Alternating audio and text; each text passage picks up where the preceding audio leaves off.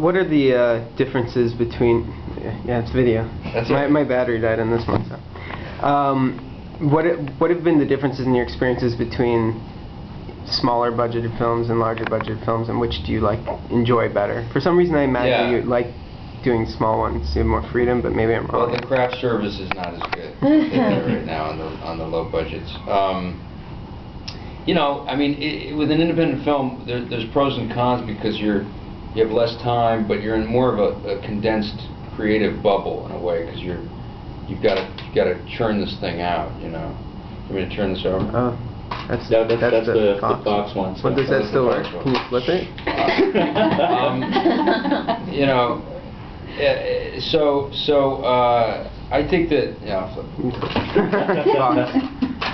You meant Fox News.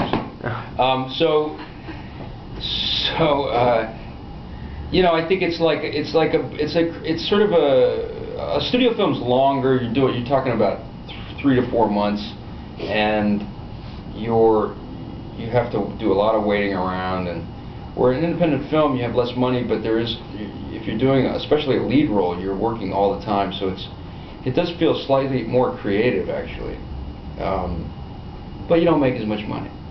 So there you go. These days you don't make as much money on studio movies either. But it's just, I think that studio films can be really fun too, but you wait around more probably. But do you think that there's you get into a groove right. with independent film. You get into like a creative groove. On the notion of the money, do you think that there's a bit of an unfair spectrum in terms of what actors get paid anyway?